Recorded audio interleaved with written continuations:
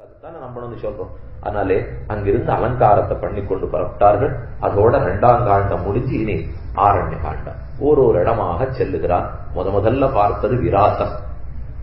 விராசன்னா அவன் சீதையை தூக்கி போட்டான். சீதையை தூக்கி போட்டு ராமன் லட்சுமணனுக்கு என்ன நடந்ததுன்னு பயம்.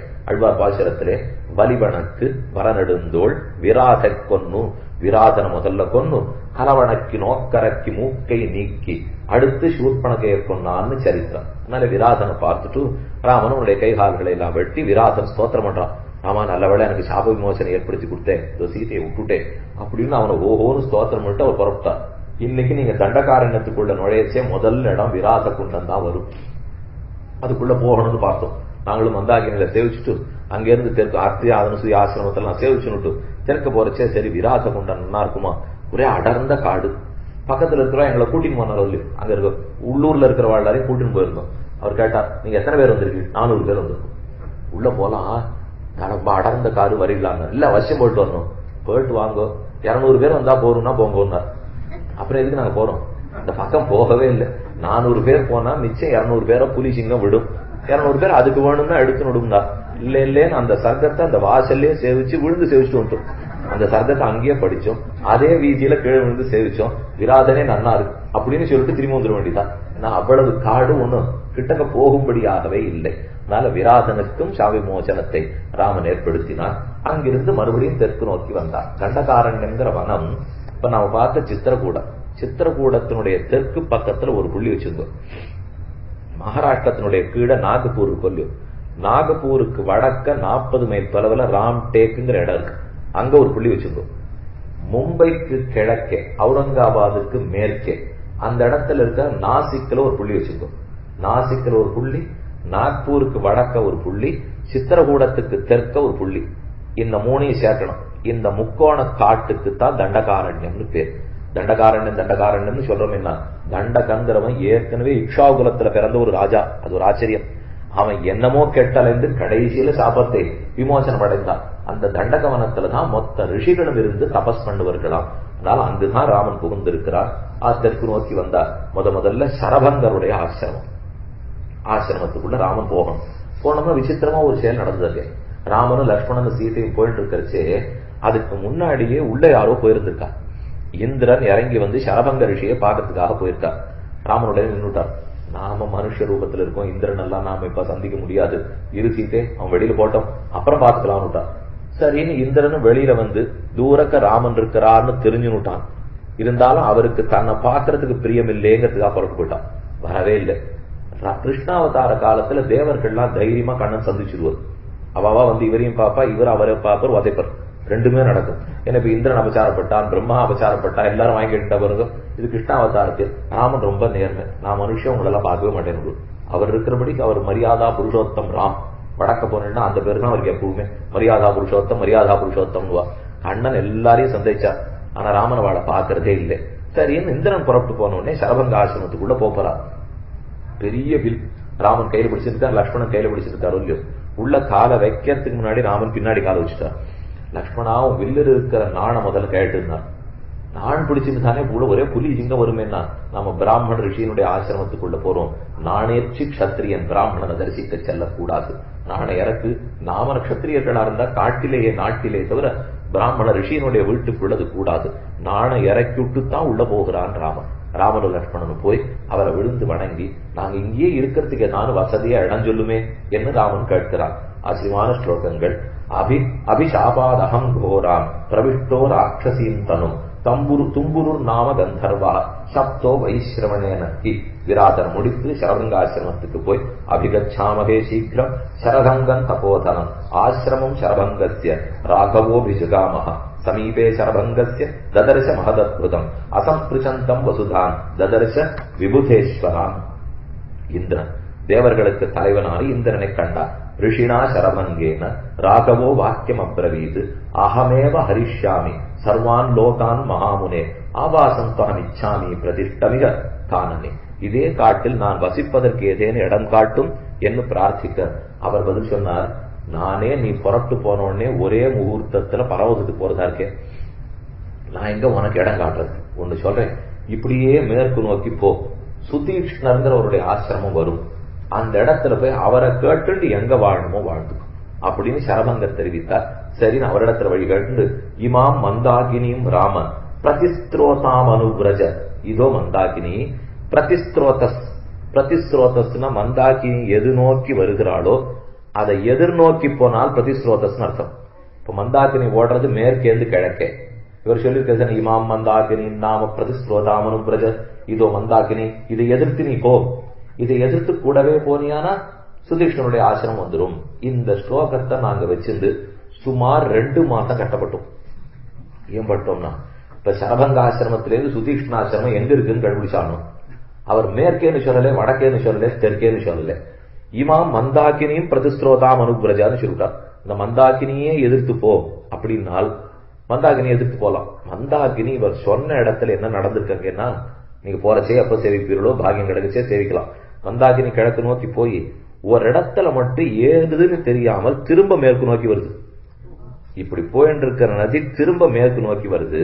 கடைசியில இவர் சொல்லியிருக்கிறது என்னன்னா, நீங்க மேற்கு நோக்கி போங்கன்னு சொல்லல, நதி மேற்கு நோக்கி திரும்பி போறது. அதன் கரையில சுதீஷ்ணாசிரமம் இருக்குன்னு இருக்கா. நாங்க இந்த பிரதிஸ்ரோதாமனுபிரஜா பிரதிஸ்ரோதாமனுபிரஜான்னு எங்கெங்க கோஷங்கள்ல பார்க்க முடியுமோ பார்த்து பிரதிஸ்ரோதஸ்னா எழுத்து தானே போகணும், எழுத்து தானே போகணும், எழுத்து போலே நாங்க நினைச்சிட்டு. கடைசியில ஒரு நாள் யாரோ ஆங்கிலேயர் ஒருத்தர் ஒரு பெரிய ஆராய்ச்சி கட்டுரை வெளியிட்டு இருக்கார். அது இங்க லண்டன்ல இருந்த ஒரு பெரிய சர்வகலாசாலையில இருந்து ஒரு பிள்ளை எடுத்து அமைச்சாங்க. அதை வாங்கி படிச்சு பார்த்தா பிரதிஸ்ரோதஸ்ங்கிறது அங்க போய் பாருங்கோ. அவருடனே இந்த நேர்கோடு குறுக்கு கோடு இதெல்லாம் இருக்கு பாருங்க, படத்துல இருக்கும் இல்லையோ, அதெல்லாம் அவர் ரொம்ப ஒழுங்கா எழுதி வச்சிருவா. நமக்கு அதெல்லாம் என்னதுன்னே தெரியாது. அவர்கள் இது இத்தனை இதுல இருக்கு, இப்படி இருக்கு, இது ரெண்டையும் சேர்த்தா அவர் எனக்கு எழுதினார். அப்புறம் நீங்க போறச்சே இந்த கையில ஒரு யந்திரம் எடுத்துட்டு போங்கோ, எங்கெங்க போறீங்களோ அங்க வைங்கோ, அது என்ன எண்ணிக்கை காட்டுறதோ எழுதினுவாங்க. சாமி, இதெல்லாம் பண்றதுக்கு நம்மளால முடியாது, நமக்கு ஏதோ ராமாயணம் இருக்கு சொல்லி திங்கிறதுக்காக போலாமே தவிர. ஆனா அவர் உபயோகமா தான் இருந்தார், அதை நம்ம சொல்ல முடியாது. ஏன்னா அவர் தான் சரியா சொன்னார். நீங்க அந்த இடத்துல போய் பார்த்தீங்கன்னா மந்தாகினி திரும்ப ஓடும், அதை பார்த்துட்டு நீங்க அதை தாண்டி போகணும்னா. இது கிடைக்கிறதுக்கு ரொம்பவே ராமர் சோதனை பண்ணிட்டார். இந்த ஒரு ஸ்லோகம் தான் கிடைச்சது. இமாம் மந்தாகினியும் ராமம் பிரதிஸ்ரோதாம் அனுபிரஜ நதீம் புஷ்போடுபவகாம் ததஸ்தத்ர கமிஷ்யசி ஏஷபந்தா நரவ்யாக்ர முகூர்த்தம் பசதாதமாம் யாவத் ஜஹாமி காத்ராணி ஜீர்ணாம் துவம் அவை யோகரகாக. போ, ஒரே காட்டு விலங்குகள்லாம் அந்த இடத்துல இருக்கும். அங்கிருந்து 4 யோஜனை தூரம் போனியா சுதீஷ்ணாசிரமம் இருக்கும்னார். ராமனும் அப்படியே நடந்தான். ததஸ்துவாம் சரணார்த்தாஞ்ச சரண்யம் சமுபஸ்திதாக பரிபாலய நோ ராம வர்த்தமானான் நிசாச்சரை இதம் புரோவாச தர்மாத்மா சர்வானேவ தபஸ்வினா. சுதீக்ஷ்ணர் ஆச்சரியமான இடம் அது. நீங்க எத்தனை 1000 செலவழிச்சா கூட அந்த இயற்கை எழுதி வரவே வராது. மனுஷர்களே இல்லை, அதான் முதல் விஷயம். யாராவது இருந்தா தான் அது இல்லாத ஆகிறது. அதனால ஒத்துருமே அந்த இடத்துல இல்லை. தனியா எங்க போனாலும் 2 பண்டிட் மகந்துகள் உள்ள உட்காந்துருப்பா. சாப்பாட்டு கூட ஒண்ணுமே கிடைக்காது. அங்க இருக்கிற இலை தடை எல்லாத்தையும் சாப்பிட்டுன்னு அவ பாட்டுக்கு அங்க ஒரு ராம விக்கிரகம் இருக்கும், அதை பூஜை பண்ணி உட்காந்துருக்க. சரபங்க ஆசிரமம் அப்படித்தான். சரபங்க நதின்னு ஓடுறது பக்கத்துல, ரொம்ப ஆச்சரியமான நதி.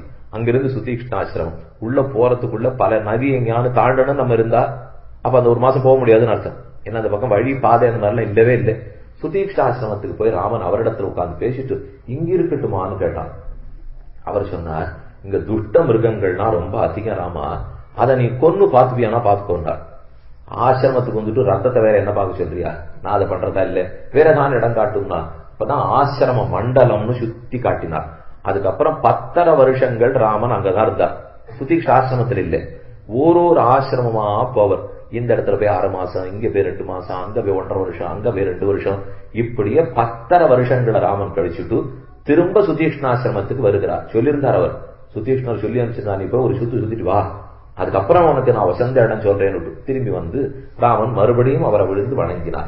பிரவிஷ்டஸ்துவனம் கோரம் பகுபுஷ்ப பலத்ருமம் ததர்ஷ ஆசிரமம் ஏகாந்தே சீரமாலா பரிஷ்கிருதம் ஆச்சாதம் சரபங்கேன கௌதமேன மகாத்மனா இமம் ஆசிரமமாகம்ய மிருதசங்காம ஈயசா அஹத்வா பிரதிகச்சந்தி லோகயித்வா குதோகயா உவாச்ச வச்சனம் தீரா விகிருஹ்ய சசரம் தனு அன்வாஸ்ய பশ্চিமாம் சந்தியாம் தத்ர வாசம் கல்பயத். சுதீஷ்ணனிடத்தில் ஆணை பெற்றுக்கொண்டு ஆங்காங்கு 10.5 வருஷம் கழிச்சுட்டு திரும்ப வந்து சேர்றான். அதுபடி ஒரு ரிஷிகளா பார்க்க போனாலும் இல்லையோ, அப்புறம் அவர்கள்லாம் விழுந்து வணங்குறா ராமன். ராமா, இந்த ராட்சசால் படுத்துற பாடி எங்களால தாங்களே, கர்ப்பபூதாக பயாதனாக தயா ரட்சித்தவ்யாக பவத் விஷயவாசினா, உன்னால் ரட்சிக்கப்பட வேண்டியவர்கள் நாங்கள், நீ என்னை ரட்சிக்க வேணும்னு விழுந்து வணங்கினார்கள்.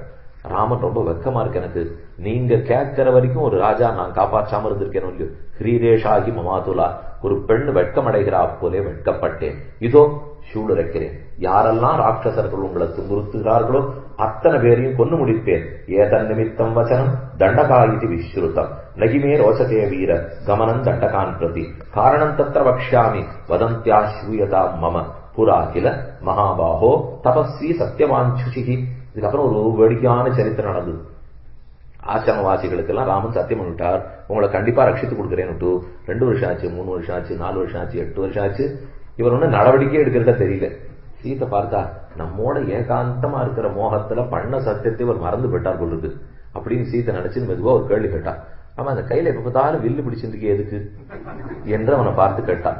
இத திருக்கண்ணபுர பாசரத்துல திருவங்கியாழ்வார் சாதிக்கிறார். வாசிருமான பாசம், சிறுவரமுன் ஆசரித்த சிலையன்னோ கைத்ததர்த்ததென்கின்றாளால் பொறுவரமுன் போர் தொலைத்த பொன்னாழி மத்துருகை என்கின்றாளால் ஒருவரையன் நின்னொப்பார் ஒப்பிலா என்னப்பா என்கின்றாளால் கருவர போல் நின்னானே கண்ணபுரத்தம்மானே கண்டாள்களோ.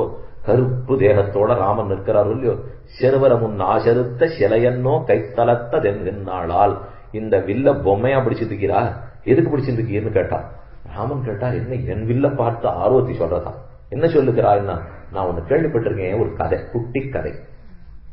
கதையப்போ பிறந்த வீட்டுல இருக்கிறச்சு சீதை சுமாரா ஒரு 6-8 கதை சொல்றா. என் பிறந்த வீட்டுல இருக்குச்சே கேட்டிருக்கேன், பிறந்த வீட்டுல இருக்குச்சே. ராமன் நினைச்சிருந்தார், இவ 6 வயசுக்கு இருந்ததுக்கு இத்தனை கதை சொன்னாள்னா, இவளை மட்டும் நாம 12-18 வயசு கல்யாணம் பண்ணிட்டோம், இன்னொரு ராமாயணம் இவளே எழுதியிருப்போம் அப்படின்னு ராமனே நினைச்சுக்கிறார். அத்தனை கதை சொல்றா.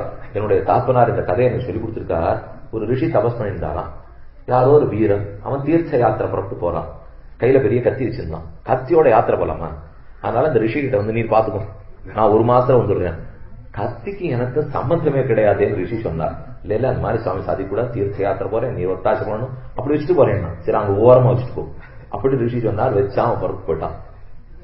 5 நிமிஷம் ஆச்சு. ரிஷி கண்ணை மூண்டு ஓம் நமோ நாராயணாய அப்படின்னு சொல்ல ஆரம்பிச்சார். யாரானு கத்தியை தூக்கின்னு போட்டா என்ன பண்றதுன்னு ஒரு பயம்.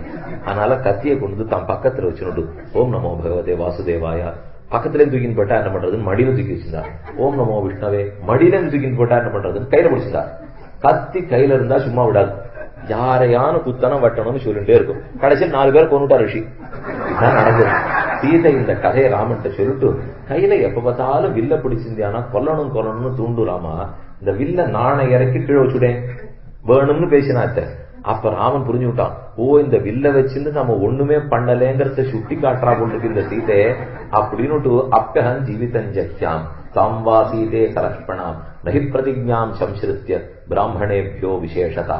சீதே, ஒரு நாளும் உன்னை நான் கைவிட மாட்டேன், விட்டாலும் இலக்குவனை கைவிட மாட்டேன், விட்டாலும் பிரதிஜையை ஒரு நாளும் ராமன் கைவிட மாட்டான்.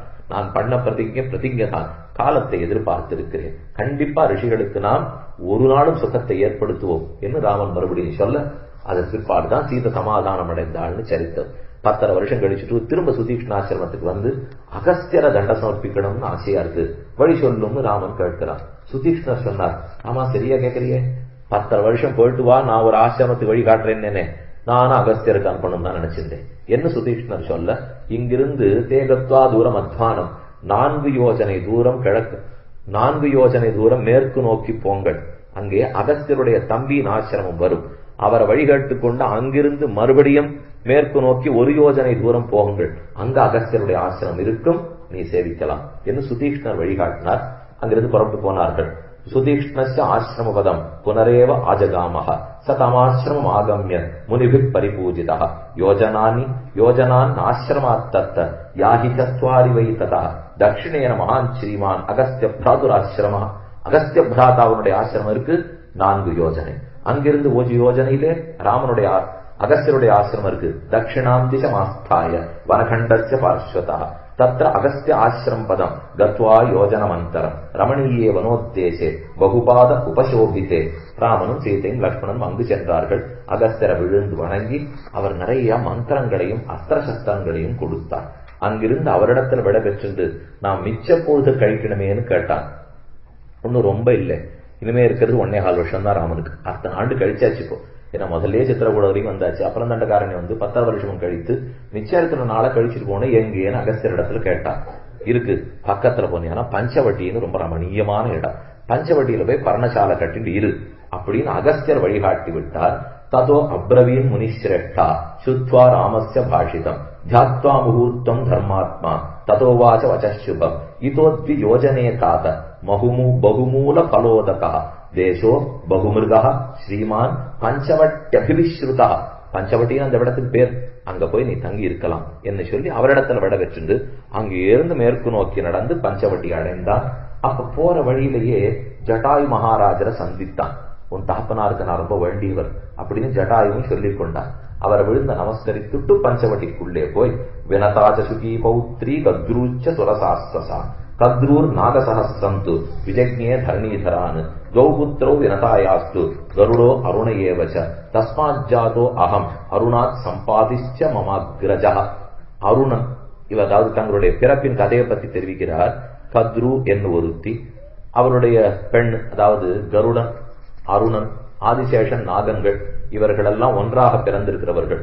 அதில் அருணனுக்கு 2 பிள்ளைகள் பிறந்தார்கள். சம்பாதின்னு மூத்தவருக்கு பேரு, ஜட்டாயுன்னு இளையவருக்கு பேரு. நாங்க 2 பேரும் ஒரு தடவை சூரியனை நோக்கி பறந்துட்டு இருந்தோம்.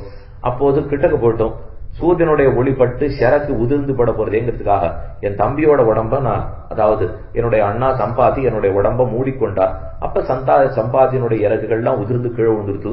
நான் தான் அந்த தம்பி ஜட்டாயு என்ன தன்னை பத்தி அறிமுகப்படுத்தி கொண்டார். சோகம் வாச சகாயஸ்தேன் பவிஷ்யாமி எதீச்சதி சீதாஞ்சதாத ரட்சிஷ்யே தொய்யாதே சலக்ஷ்மணே. ராமலக்ஷ்மண சீதர்களே, இந்த இடத்துல நீங்க இருக்கிற வரைக்கும் என்னால் ஆன ஒத்தாசியை நான் பண்ணுவேன் அப்படின்னு ஜட்டாயு சொன்னார். அவசியம் எப்ப ஒத்தாசி வேணும் வாங்கிக்கிறேன் அப்படின்னு ராமனும் கொடுத்தார். பஞ்சவடிக்கு போய் பர்ணசாலை கட்டினார்கள். ரமதே யத்ர வைதேகி தமஹஞ்சைவ லக்ஷ்மண தாதிருஷோ திருஷ்யதாம் தேசா சன்னிகிருஷ்ட ஜலாசயா.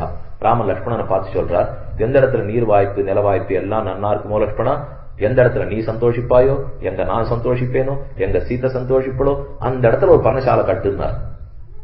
கட்டுன்னு உடனே லக்ஷ்மணன் ஓர் அழ ஆரம்பிச்சிட்டார். உன்னை வேலை தானே செய்ய சொன்னேன் லக்ஷ்மணா, நாட்டுக்கு போன நான் சொல்லவே இல்லையே, எதுக்கு பாடுறேன்னா அடி என கை விடுவதா நீர் முடிவு பண்ணிட்டீர். அதான் எனக்கு ஒரே அழுகை. கையெல்லாம் விடலே, கையை வச்சு வேலை செய்யத்தான் சொன்னேன் என்ன ராமன். இல்ல நீ என்ன வார்த்தை சொன்னேன், ரமதே எத்திர வைதேகி தம் அனஞ்சைவ லக்ஷ்மணன். எங்க சீதை சந்தோஷிப்படோ வாஸ்தவம், எங்க நீ சந்தோஷிப்பாயோ வாஸ்தவம். லக்ஷ்மணா எங்க நீ சந்தோஷிப்பாயோன்னு என் தலையில ஒரு ஆனந்தத்தை ஏத்தினபார், அப்பவே கை விட போறேன் அர்த்தம். உங்கள் ஆனந்தம் தான் என் ஆனந்தமே தவிர அடியவனுக்கு ஒரு ஆனந்தம் தனித்து ஒரு நாளும் கிடையாது. சொபோக்திருத்துவ புத்தி தவறுன்னு சொல்லுவார்கள். நாம கைங்கரியம் பண்றோம், கைங்கரியம் பண்றதுனால ஆனந்தம் பகவானுக்கா இருக்கணும், அது நாம ஆனந்தப்படவே கூடாது. அதனாலதான் கோவில்கள்ல சண்டை வருது. நம்ம நினைப்போம் எனக்கு கோவில்ல சண்டை வருது, ஆசிரமத்துல சண்டை வருது, மட்டத்துல சண்டை வருது, இவெல்லாம் ரொம்ப பக்தர்களாச்சு, ஏன் எப்ப பார்த்தாலும் கட்சி கூடிட்டு இருக்கான்னா கைங்கரியம் பண்றதுனால ஆனந்தம் அவனுக்குன்னு புரிஞ்சிக்காம நமக்குன்னு நினைச்சு விடுறான். அதனால பாதி பேருக்கு அகங்காரத்துல ஒத்துக்க மாட்டேங்குது. நாம பண்ற கைங்கரியம் அவர் ஆனந்தத்துக்குன்னு தெரிஞ்சுட்டாதான் பேசவே மாட்டோம். எனக்கு ஒண்ணுமே இல்லையே, நான் இருந்தான்னா நான் பண்ண போறேன். இப்போ ஒண்ணும் இல்லாத தாசன் ஏதோ ஒரு கைங்கரியம் கொடுக்கப்பட்டதை பண்ணிட்டு போறேன். அதனாலே நமக்குன்னு ஒரு ஆனந்தம் அல்ல, பகவத் ஆனந்தத்துக்காகத்தான் எப்போதும் கைக்கறி. இந்த புஷ்பம் இருப்பாருங்க, இதை போட்டுக்கிறோம், இது என்னைக்கான ஆனந்தப்படுமா? யார் அணிஞ்சுக்கிறான்னு அவனுக்கு தான் ஆனந்தம். சந்தனம் பூசிந்தா அதுக்கு ஆனந்தம், எனக்கு தான் ஆனந்தம். அத போல ஒரு ஜீவாத்மாவை பரமாத்மாவை அனுபவிச்சா பரமாத்மாவுக்கு தான் ஆனந்தமா இருக்கணுமே தவிர ஆனந்தம் ஜீவாத்மாவுடையதல்ல. பரமாத்மா ஆனந்தப்படுவதை கண்டுவானா இவர் ஆனந்தப்பட்டுக்கலாம், இவர் பிரதான ஆனந்தப்படுவதே கூட.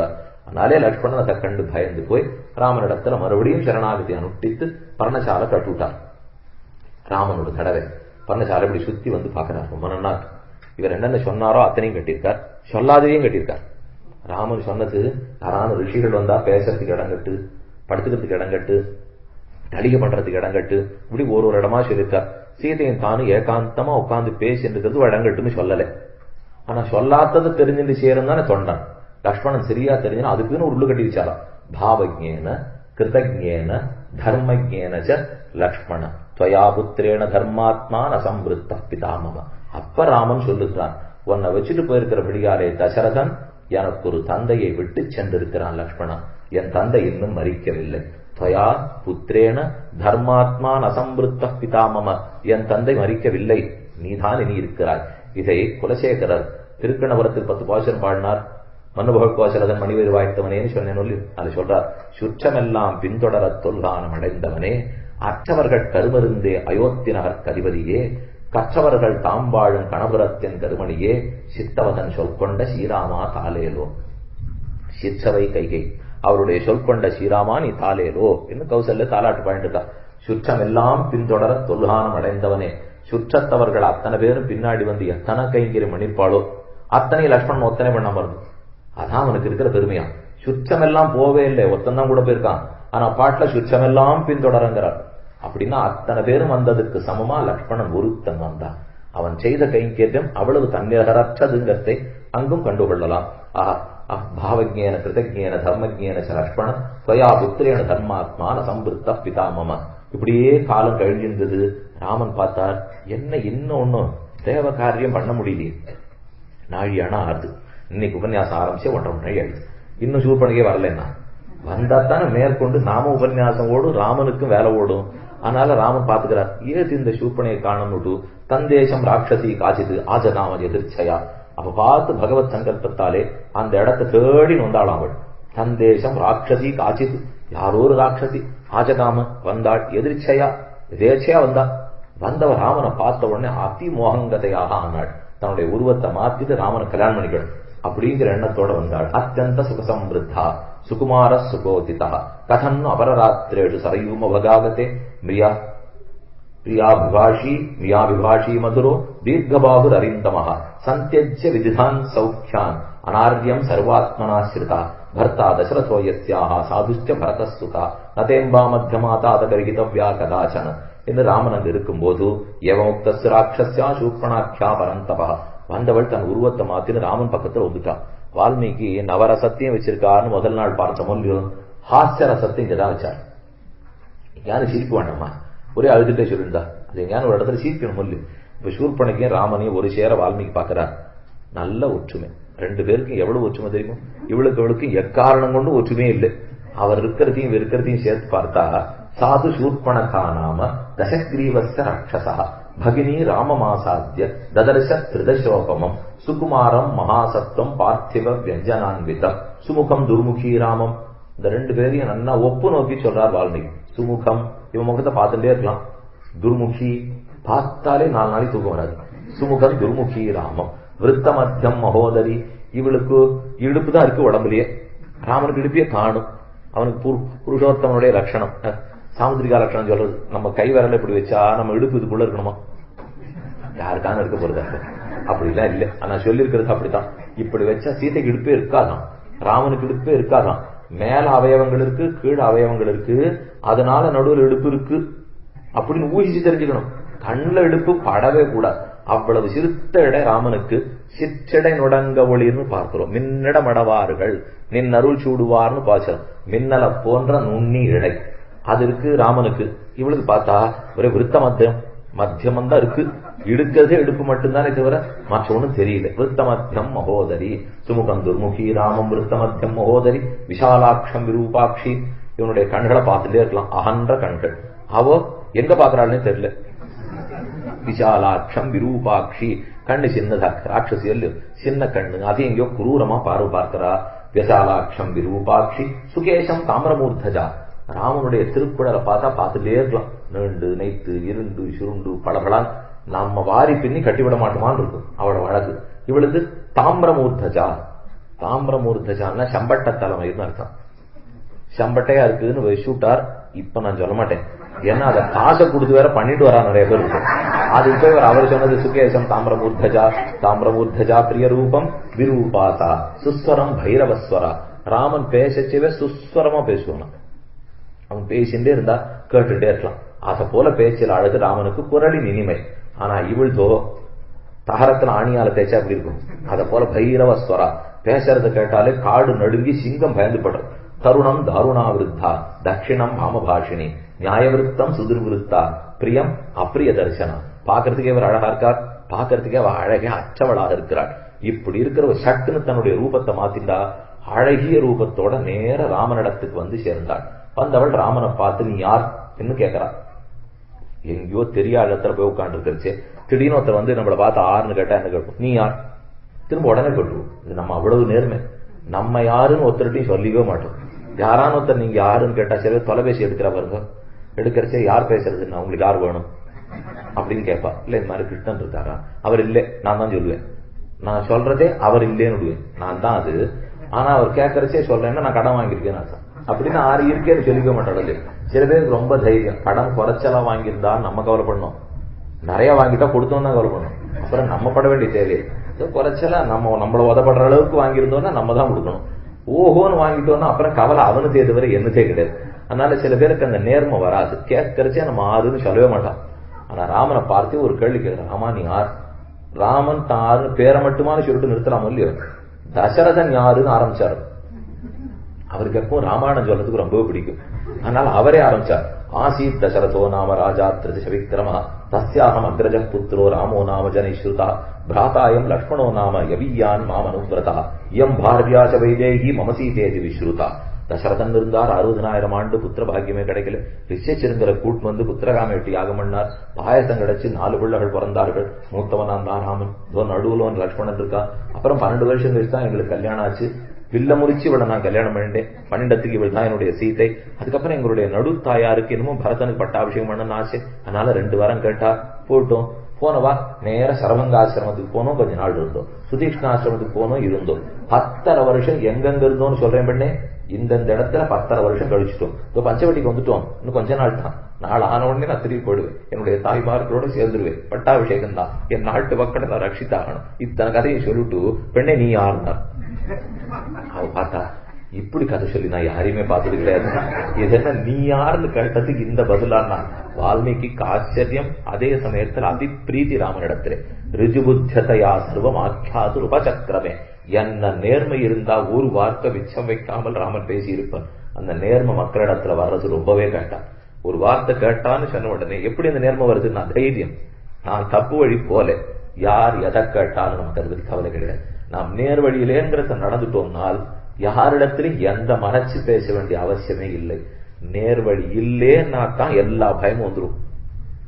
அதெல்லாம் சுவாமி நீ ஏதோ திரேதா யுகத்துல ராமாயண கதை படிச்சுட்டு இருக்கீர், நாம் இருக்கிறது கலியுகத்திலே. நான் எந்த யுகத்துக்கு நேர்வழி தான், அது மாறவே மாறாது. நம்ம யுகத்தை குற்றம் சொல்றதுல அர்த்தமே கிடையாது.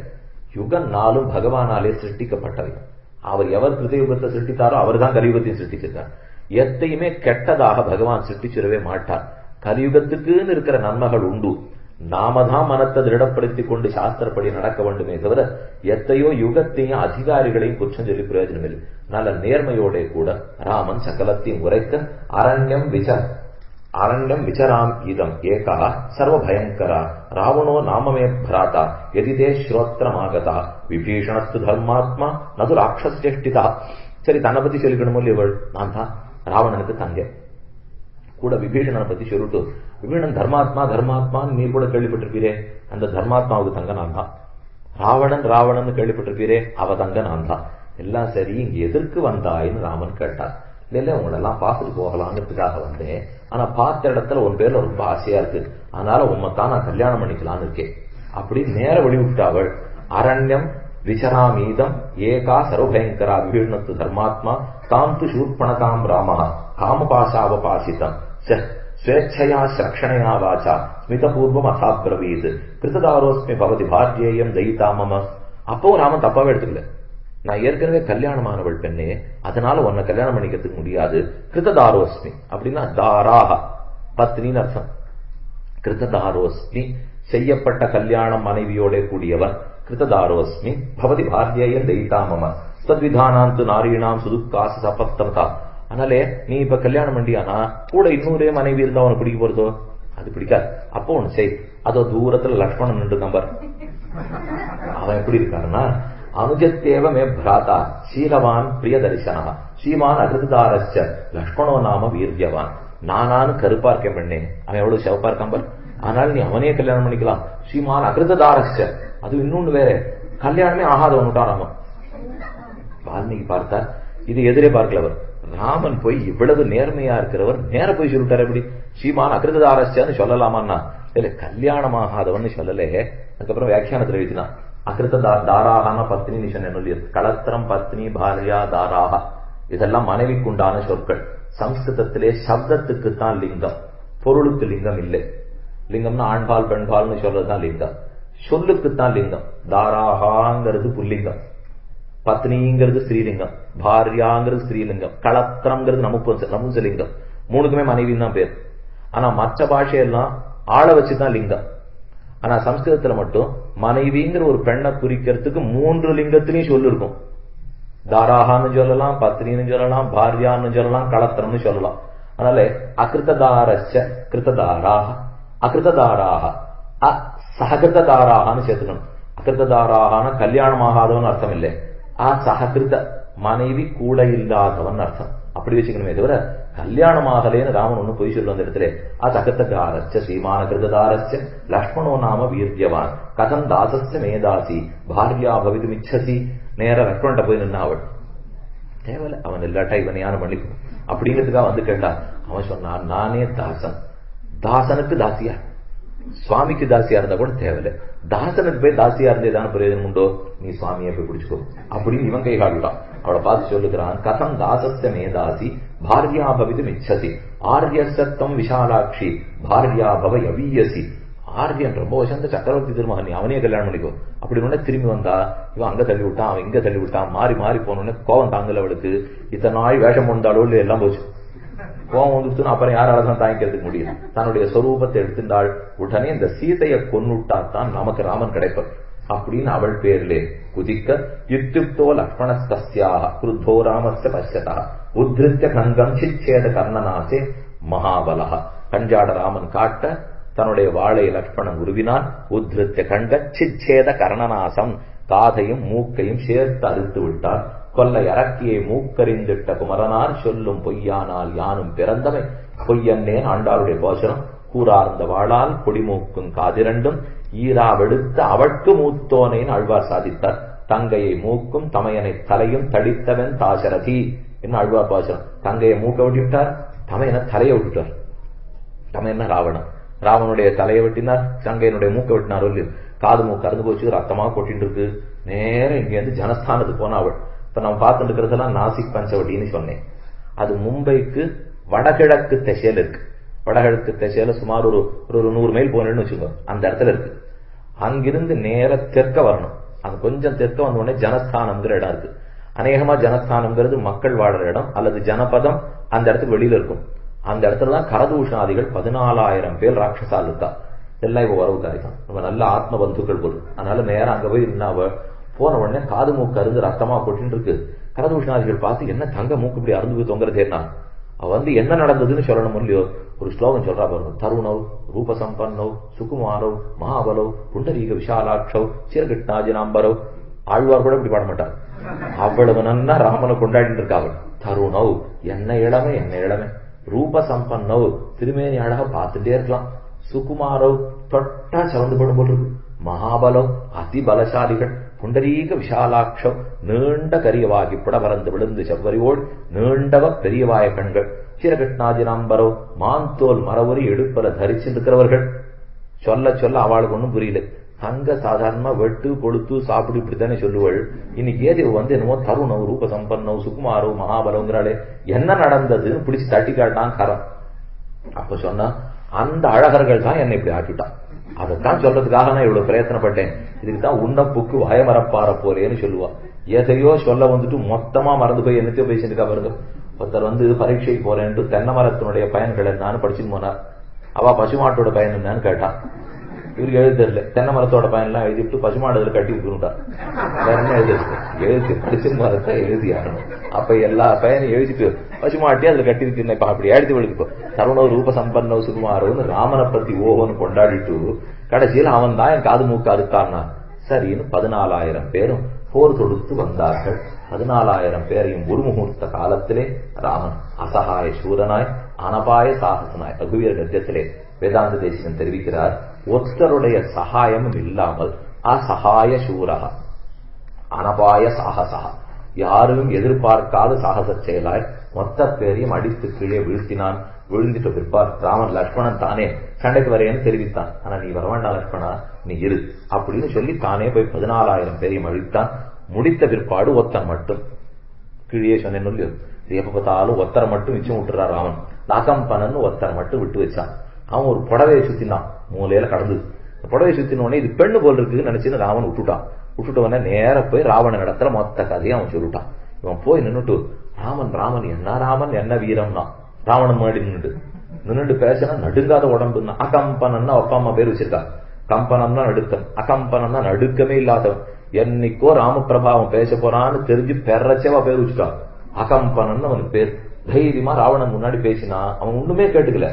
14,000 பேர்ல எத்தனை பேர் போனான்னா 13,999 எல்லாரும் போயிட்டான். மிச்சம் நான் ஒத்தந்தான். ஏன் போயிட்டான்னு கேட்கணும் இல்லையோ, நீ எப்படி வந்தேன்னா 14,000 பேரும் போயிட்டா நீ போயிருக்கணுமே, நீ மட்டும் எப்படி வந்தேன்னா இல்லையே மூலையில ஒரு படவை கடந்தது சுத்தின்னு வந்தேன். அது இருக்கட்டும், நீ ராமனை பத்தி முதல்ல தெரிஞ்சுக்கோ. என்னவன் வைபவன் சொல்ல சூர்பன் அதுக்குள்ள ஓடி வந்து ராமனை பற்றி எடுத்துரைக்க கடைசியில ராவணனுடைய மனசு கலங்கி இனி சீதையைத்தான் நாம் அடைய வேண்டும்ங்கிற ஆசை, அந்த வெறியை இவள் தான் தூண்டினாள், சூர்பனக தான் தூண்டினாள். அந்த வெறியோட நேர மாயமான் மாரீசனுடைய இடத்துக்கு போனார். போய் உம்முடைய சகாயம்